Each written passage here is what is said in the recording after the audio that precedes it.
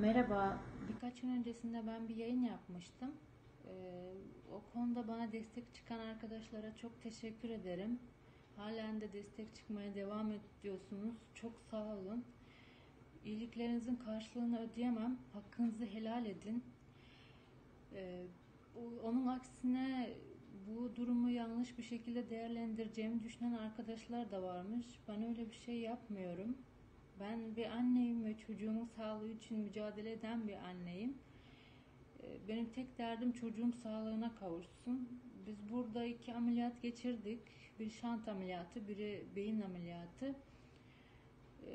Artık ameliyat gerektireceğini düşünmüyordum. Kemoterapi tedavi olmamız gerekiyordu. Ve o çok büyük bir rakam çıktığı için o yaptıramamıştım.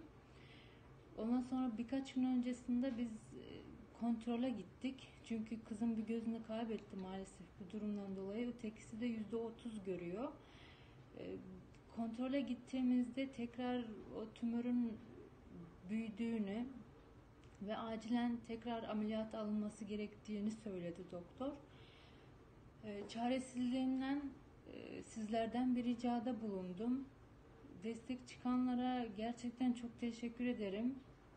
Ama lütfen beni yanlış anlamayın. Ben sadece evladımın sağlığına kavuşması için mücadele ediyorum.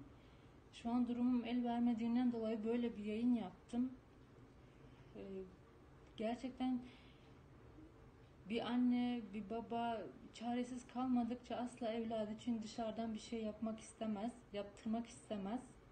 Ben bütün maddi imkanımı kullandım ilk 2 ameliyatımızda.